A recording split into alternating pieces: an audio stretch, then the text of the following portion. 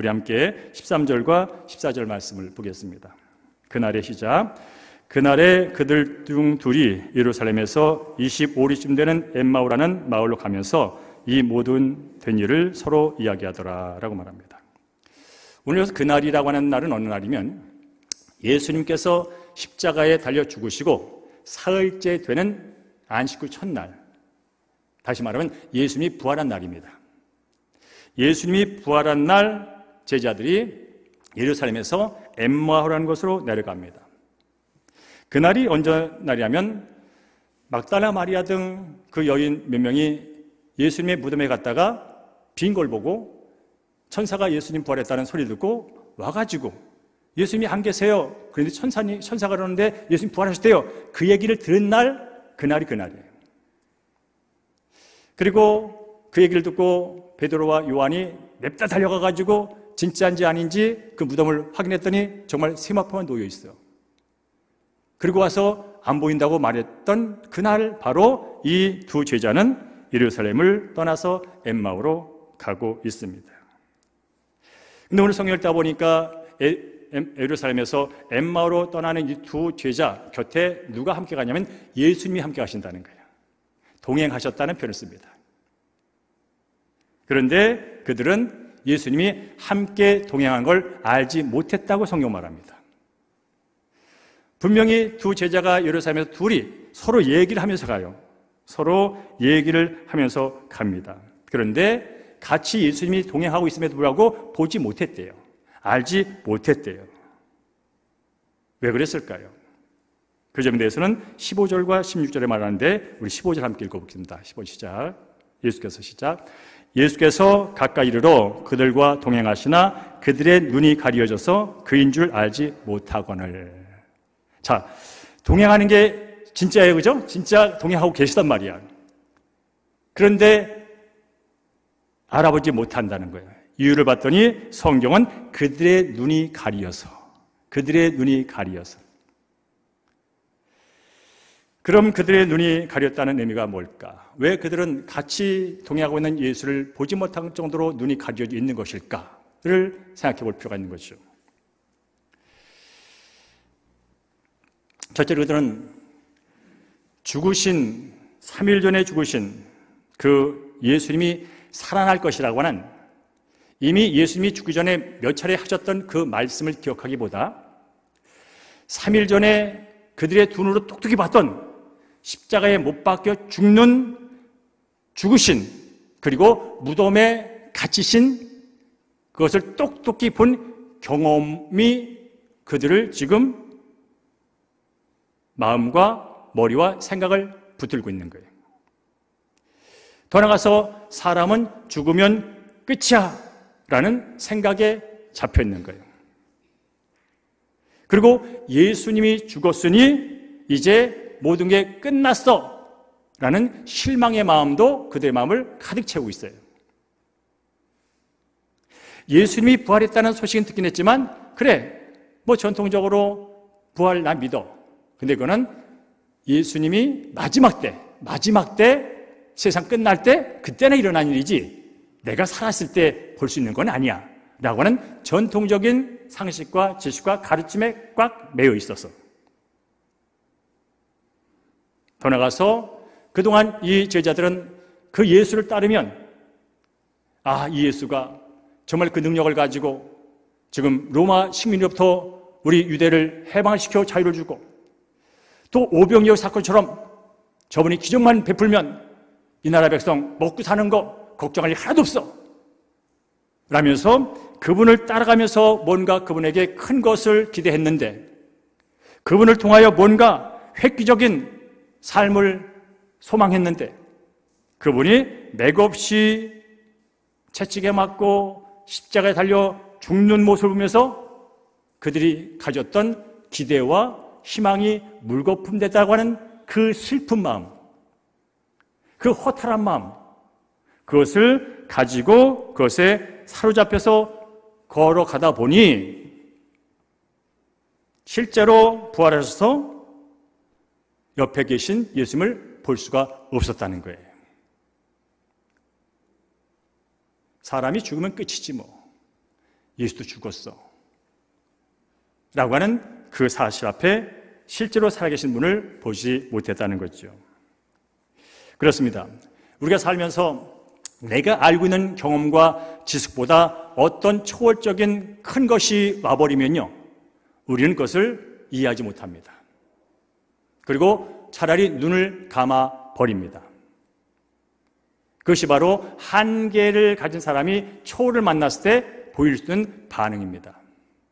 예수님이 다시 살아나셨다는 것은 초월적인 일입니다.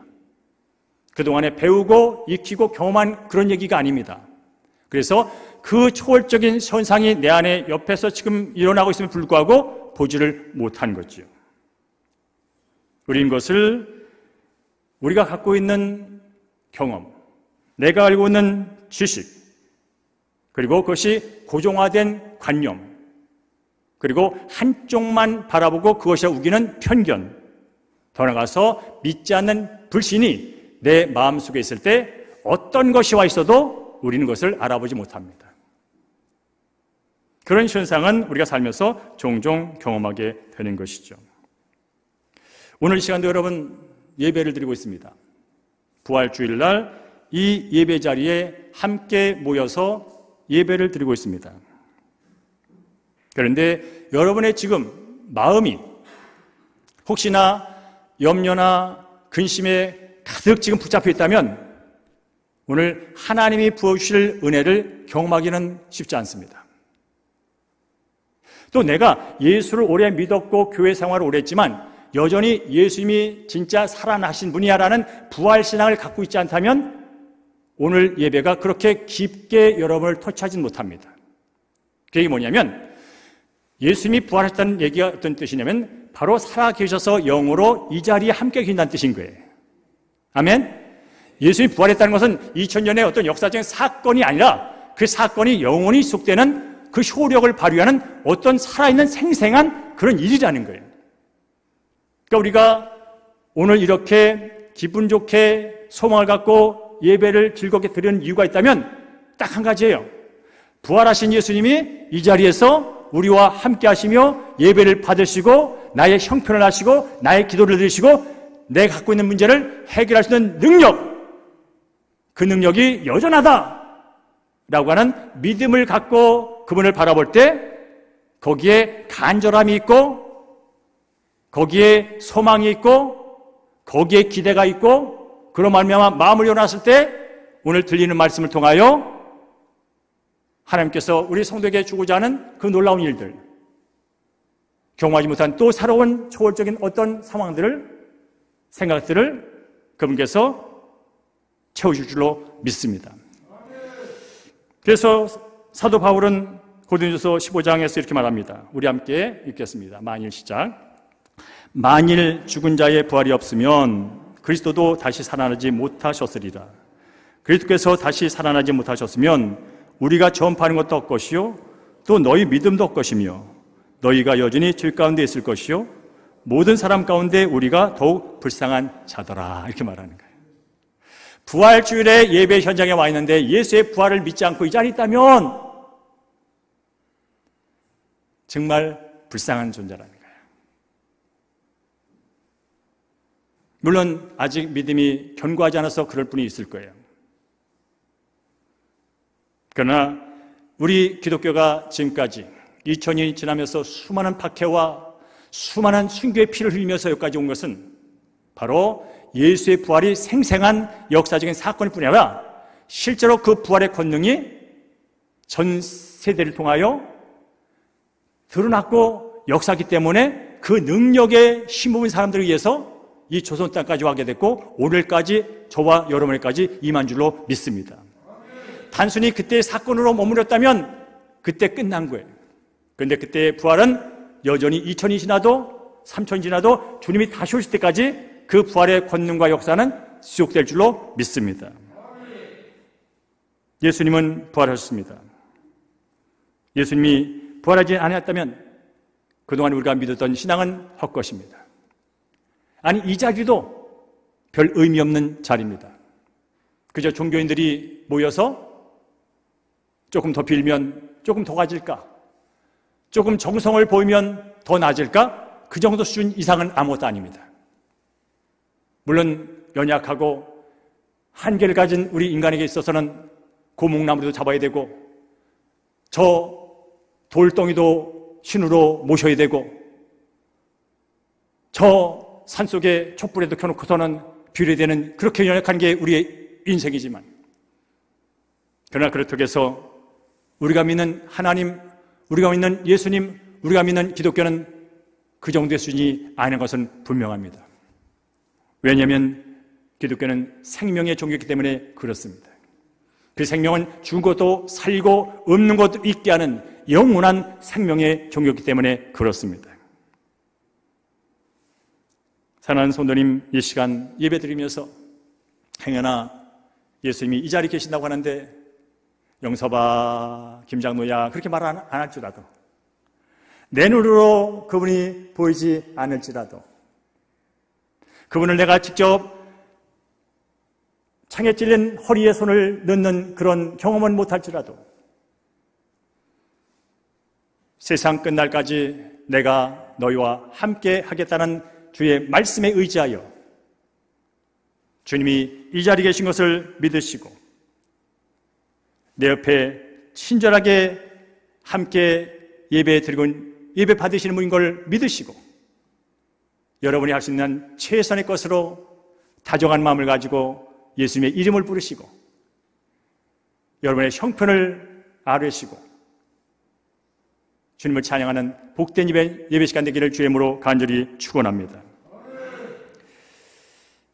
뿐만 아니라 우리는 예수님을 어떻게 볼까요? 우리 함께 17절 읽겠습니다. 17절 시작. 예수께서 이르시되 너희가 길 가면서 서로 주고받고 하는 이야기가 무엇이냐 하시니 두 사람이 슬픈 빛을 띠고 머물러 서더라 라고 말씀하는 거예요. 저 이제 그림을 보면 양쪽에 두 제자가 있고 가운데 예수님이 함께 걸어가는 그림이에요. 지금 예수님이 이제 말을 거십니다. 말을 거세요.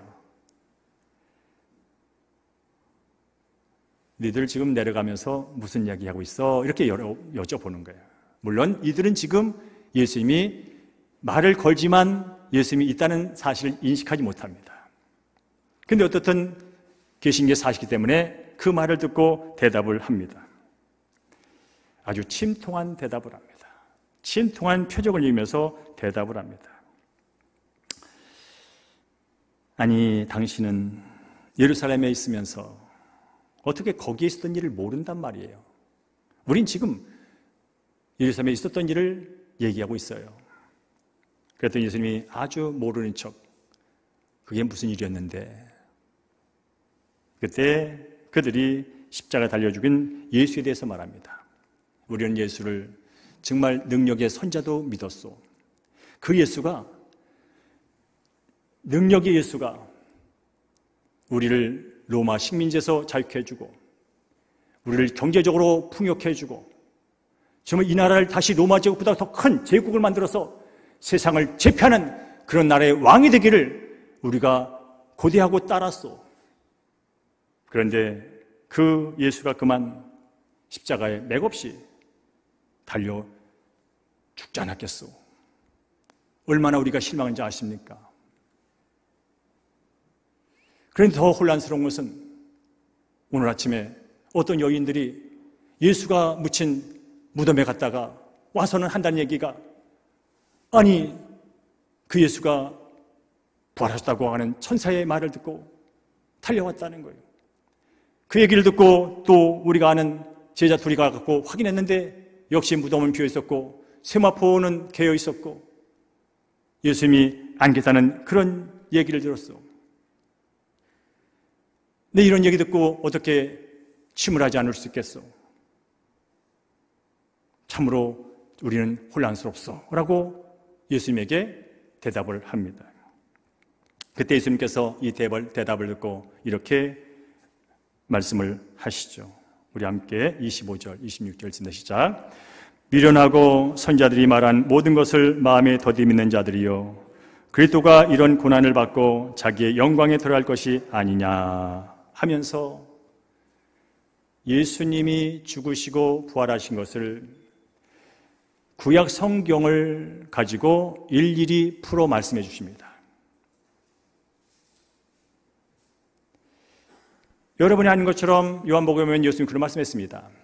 너희들이 영생을 얻기 위하여 성경을 연구하지만 그 성경은 나에 대해서 말하는 거야. 그래서 우리가 흔히 말합니다. 구약은 오실 메시아에 대한 얘기라고. 신약은 오신 메시아가 십자가에 죽으시고 구원의 길을 성취하시고 다시 오셔서 하늘과 새 땅을 열 그런 주님의 얘기라고. 그러니까 예수님이 그 근거에서 구약 성경, 이 제자들은 유대인들이기 때문에 구약 성경을 잘 알고 있거든요. 그러니까 하나하나 예를 든다면 창세기 3장 15절부터 여인의 후손 온다고 그랬잖아 하면서 쭉 모세오경을 통해서 선지자들이 했던 이사야서 얘기까지 쫙 해준 거예요. 그럴 때 그들이 마음이 뜨거워지고 깨닫게 되지고 또 그분과 함께 식사를 하면서 떡을 뗄 때 그때 눈이 열려서 예수를 보게 되는 역사를 경험합니다.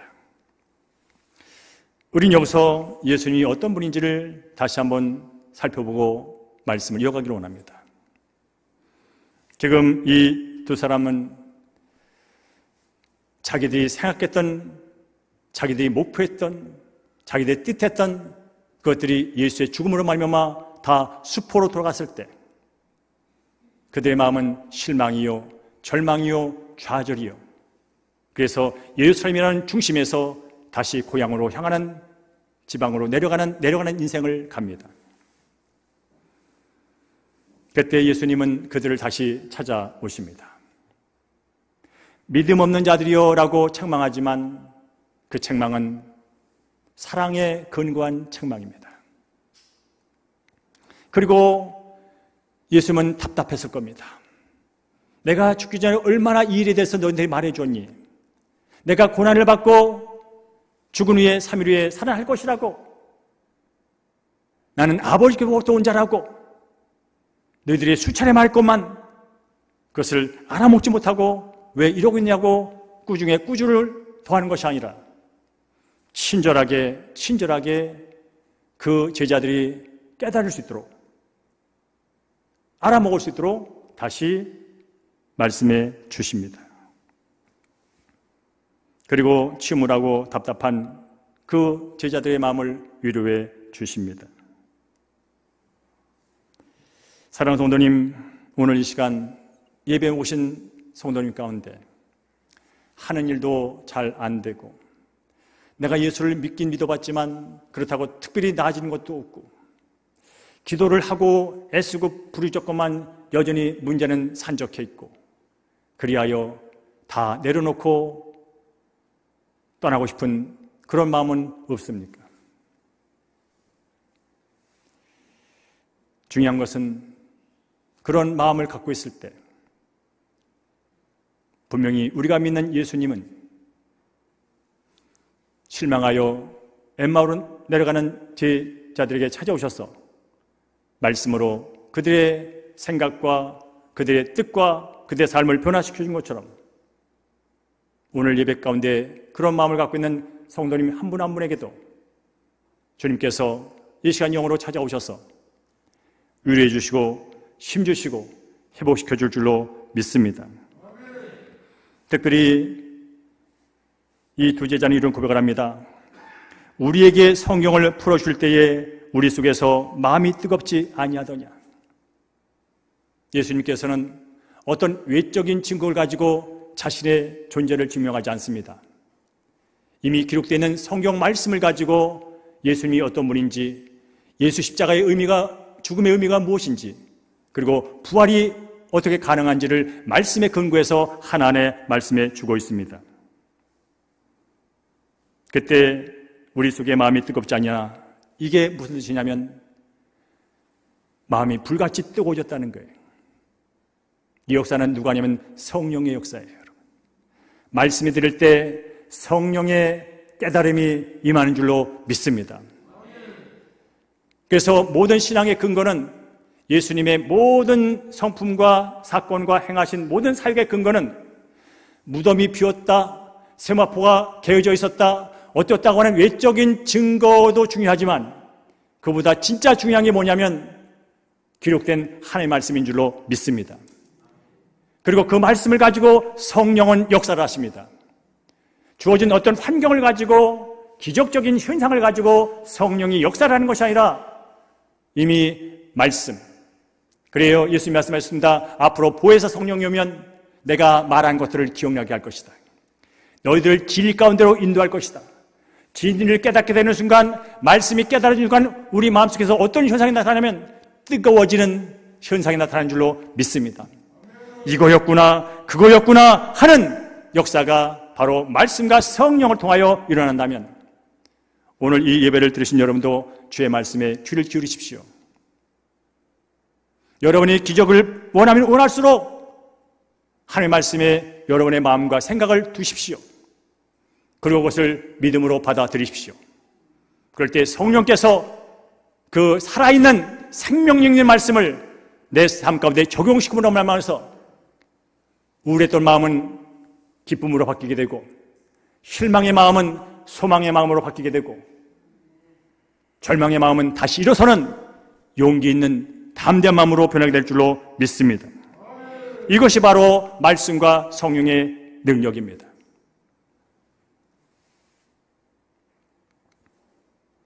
따라서 오늘 이 시간뿐 아니라 매일 아침마다 큐티를 할 때도 여러분 마찬가지입니다. 우리는 말씀 없이 은혜 받기를 원합니다. 말씀 없이 성공하기 원합니다. 말씀 없이 잘 되기를 원합니다. 그러나 성경은 말씀을 배제하고 어떤 것이 일어나는 것을 말하지 않습니다. 그의 나라와 의를 먼저 구해라. 그리하면 이 모든 걸 도와준다고 말씀합니다. 이 모든 걸 도와주기를 원한다면 여러분 먼저 그의 나라와 의 말씀에 집중하신 여러분 되기를 주님으로 축복합니다. 그럴 때 성령께서 그 말씀을 통하여 우리를 변화시킬 줄로 믿습니다. 이제 말씀이 들려서 깨달음이 되어서 성령의 역사로 마음이 뜨거워지고 영안이 열려 예수를 봤어요. 주님이구나! 할 때 주님은 떠나셨어요. 중요한 것은 주님이 옆에 눈으로 보이든지 안 보이든지 주님이 다시 사셨다는 거예요. 지금 이 시간 예수님이 내 눈으로 보이든지 안 보이든지 중요한 것은 예수님이 살아 계시다는 믿음이 중요한 줄로 믿습니다. 이들은 영안이 열려 주님이 오시나 깨닫는 순간 주님이 없었지만 그렇다고 주님 또 떠났네, 주님 또 없네 하면서 다시 가던 길을 가지 않습니다. 부활하신 주님을 만난 순간 그들은 발길을 돌립니다. 어디로 떠났던 예루살렘으로 다시 서둘러 올라갑니다. 우리 함께 33절과 35절 말씀을 읽겠습니다. 시작. 곧 그때로 일어나 예루살렘으로 돌아가 보니 11 제자 및 그들과 함께 한 자들이 모여 있어 말하기를 주께서 과연 살아나시고 시몬에게 보였다는 자라. 두 사람도 길에서 된 일과 예수께서 떡을 떼심으로 자기들에게 알려진 것을 말하더라. 아멘. 곧 그때로 일어나. 그때가 언제일까요? 예수님 부활하셨구나. 부활하신 분이 우리와 함께 하시는구나. 지금까지 말하신 분이 그분이었구나. 우리가 밥을 먹고 떡을 뗐던 분이 그분이었구나. 아, 그분이 진짜 살았구나 라고 깨닫는 그때 두말할 것도 없이 다시 예루살렘으로 돌아갔답니다. 이게 바로 예수 만났을 때 나타나는 현상입니다. 우리가 왜 자꾸 가던 길을 계속 갈까요? 그것이 잘못된 길인 줄 알면서도, 죄인 길인 줄 알면서도, 넘어지는 길인 줄 알면서도 혹시나 왜 계속 갈까요? 그분을 제대로 못 만났기 때문에 그런 거예요. 진짜 주인이 계신데 여전히 내가 주인 되어서 그 길을 계속 내 주관하여 가는 거예요. 얘들은 부활하신 예수님을 진짜 만났고 그 주인께서 말씀하신 대로 다시 예루살렘에 올라갑니다. 갔을 때 어떤 일이 벌어지나요? 다른 제자들로 함께 모여 있으면서 나도 봤어 그러는 거예요. 나도 예수님, 부활하신 예수님 만났어. 나 봤어 그런다고요. 그랬더니 이 두 제자들 모르니까 나도 봤어. 나도 실망하여 내려갈 때 정말 터덜 인생 다 끝났어 하면서 내려갈 때 그분이 우리를 찾아오셨어 하면서 우리가 미처 깨닫지 않고 말씀에도 외면했던 그 말씀을 다시 확인시켜 주었어. 그리하여 영안이 열렸고 마음이 뜨거워서 여기 다시 오게 된 거야 하면서 예수 부활을 증인하는 증인의 삶으로 변화버립니다. 예수는 죽었어, 그러니 나 인생 끝난 거야 하던 인생이 부활하신 예수를 만난 순간 그분 다시 살았어. 우리는 희망이 있어, 소망이 있어, 지금 죽어도 영원히 사는 그런 일이 진짜 일어났어. 그리하여 새 삶을 살게 되는 거죠. 그렇습니다. 부활하신 예수님을 만난 두째의 모습을 다시 한번 정리해 보겠습니다. 예루살렘에서 엠마오로 중심에서 변두리로 그냥 터덜터덜 실망하여 내려가는 그 사람, 얼굴이 어땠다고요? 침울했답니다. 청운의 꿈을 갖고 큰 비전을 갖고 도시에 올라왔건만 강도 만나고 사기당하고 빚만 잔뜩 지고 아무것도 된 게 없어서 쫄쫄 거지가 되어 고향 땅에 내려가는 그 모습이었다면 지금 예수, 부활하신 예수를 만난 순간 그들의 침울한 얼굴이 환하게 펴진 줄로 믿습니다. 주님이구나! 라고 하는 그 순간 그 쭈그렸던 그 얼굴이 다물었던 그 입이 환하게 펴진 줄로 믿습니다. 뿐만 아니라 원망과 불평, 실망에 쩔어있던 그 언어들, 그 생각과 마음들이 감사와 소망으로 바뀐 줄로 믿습니다. 그렇습니다. 그들은 그 상황 속에 어떤 생각을 했을까요? 맞아, 하나님은 신실한 분이야. 하나님은 구약에 말씀하신 것처럼 그를 성취하시는 분이야. 사람은 변할지 몰라도 하나님은 끝까지 자신이 말씀하신 것을 이루는 분이야 하는 하나님에 대한 믿음이 다시 생긴 줄로 믿습니다. 그 믿음이 생기니 소망이 생기고 그 소망이 생기니 그들의 발길음은 다시 열마리에서 예루살렘으로 올라가게 했다면 그것이 바로 예수, 부활하신 예수를 만난 사람들이 경험하는 부활의 능력이라는 거예요. 사랑하는 성도님, 저는 요한복음 11장 25절과 26절의 말씀을 가지고 이렇게 여러분에게 질문합니다. 나는 부활이요 생명이니 나를 믿는 자는 죽어도 살겠고 무릇 살아서 믿는 자는 영원히 죽지 아니하리니 이것을 네가 믿느냐. 이 자리는 우리 사랑하는 성도님들 주님께서 친히 하신 말씀입니다. 나는 부활이요 생명이니 나를 믿는 자는 죽어도 살겠고 무릇 살아서 믿는 자는 영원히 죽지 아니하리니 이것을 네가 믿느냐. 그래서 부활신앙을 가진 사람들은요, 지금의 상황이 힘들고 어려워도 소망을 붙들고 사는 거예요. 지금 사자밥이 되고 불에 타 죽어도 웃으며 가는 거예요. 왜 그럴까요? 영원히 사는 생명이 내 안에 있다고 믿기 때문에 그런 줄로 믿습니다. 오늘 여러분에게 말씀을 마무리하면서 책 한 권을 소개합니다. 부활의 주를 만난 사람들이라는 책입니다. 여러분이 아마 CTS를 통해서라든지 보면 많은 춘천 한마음교회 성도들의 간증을 들었을 겁니다. 참으로 얘기를 들어보면 이 안에 별 사람 얘기 다 있습니다. 마약 중독과 도박에서 나를 건져주신 부활하신 예수님, 고주망태 막장 인생에서 부활의 증인으로 나는 천신의 무당이었다, 김여운 씨. 이번에 간증은 유튜브에 많이 있습니다. 나는 바리새인 같은 장로였다. 그러나 실제로 부활하신 예수를 만난 순간부터 내 삶이 변했다. 나는 술로 낙을 삼던 인생이었다. 이젠 내겐 예수뿐이다. 외로움, 우울증, 자살 충동에서 복음으로 벗어났다.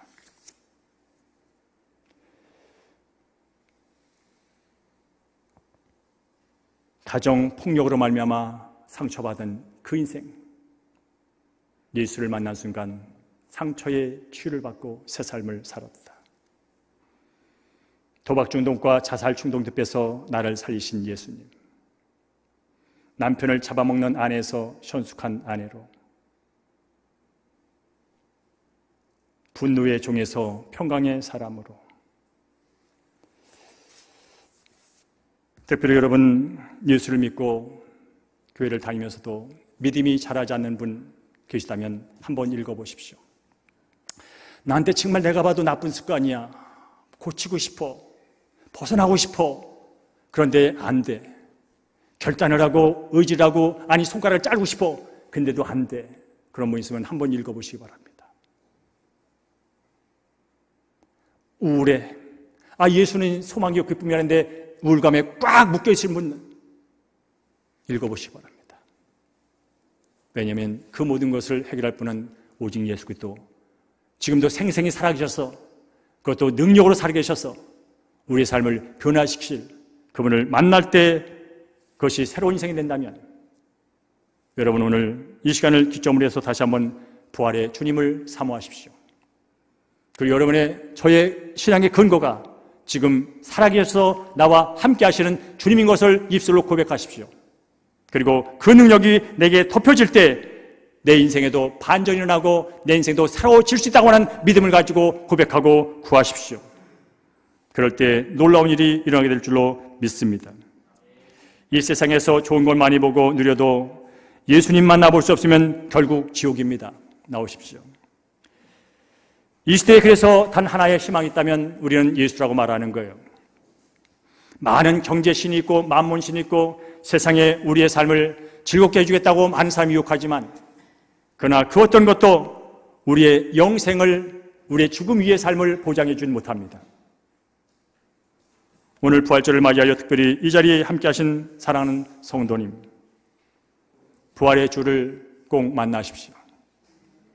그리고 그분께서 내 삶에 역사하시는 그 능력을 믿으십시오. 그 믿음을 입술로 고백하십시오. 그럴 때 악한 것은 떠나게 되고 내 삶을 눌렀던 것은 사라지게 되고 주의 평강과 은혜와 복이 우리 사랑하는 성도의 삶 가운데 차고 넘치게 될 줄로 믿습니다. 기도하겠습니다.